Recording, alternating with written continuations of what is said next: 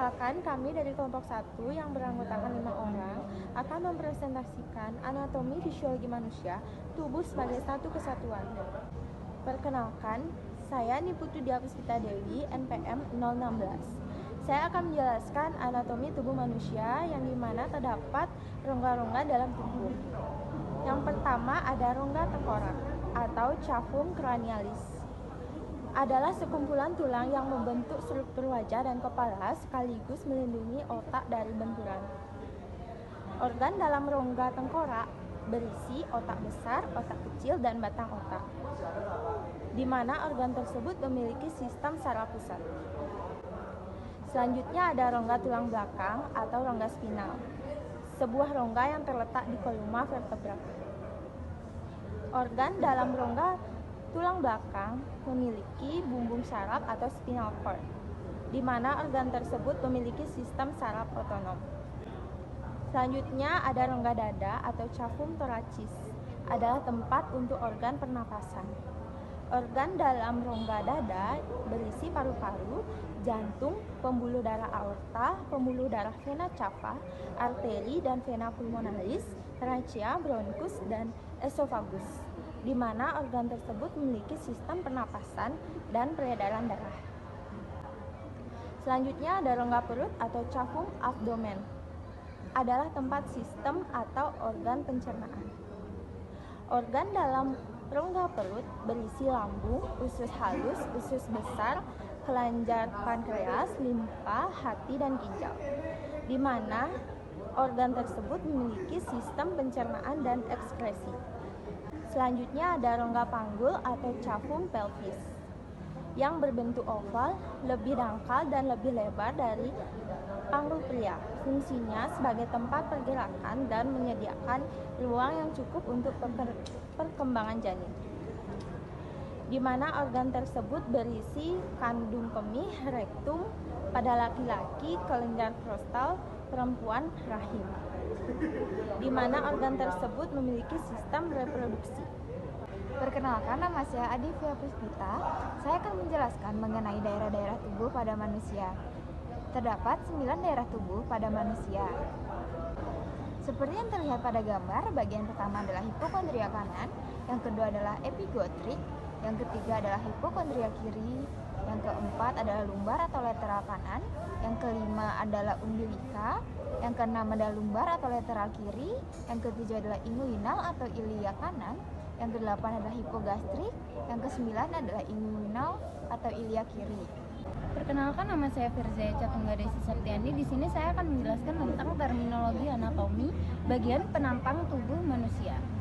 Penampang tubuh manusia ada 3, yaitu yang pertama ada median plane atau sagittal. Sagittal plane adalah bidang yang membagi seluruh tubuh atau bagian tubuh ke dalam segmen dextra kanan dan sinistra atau kiri, tetapi tidak membagi tepat 2 bagian, sedangkan median plane tepat membagi 2 bagian. Yang kedua ada coronal plane. Coronal plane adalah bidang yang membagi seluruh tubuh atau bagian tubuh ke dalam segmen anterior atau depan dan posterior atau belakang. Bidang ini melewati tubuh secara vertikal dari satu sisi ke sisi lainnya. Yang ketiga itu ada transverse plane atau horizontal plane, adalah suatu bidang melintang melalui tubuh atau bagian tubuh dan tegak lurus dengan bidang sagittal dan koronal. Bidang ini membagi tubuh menjadi bagian superior dan inferior. Seringkali disebut sebagai bidang transversal atau aksial. Perkenalkan, nama saya Dinda Primayati. Di sini saya akan menjelaskan posisi anatomi manusia. Yang pertama ada proksimal, semakin tidak jauh dengan batang tubuh atau pangkal. Yang kedua ada distal, semakin jauh dari batang tubuh atau pangkal. Yang ketiga ada medial, semakin tidak jauh dari median. Yang keempat ada superior atau kranial, semakin tidak jauh pada kepala.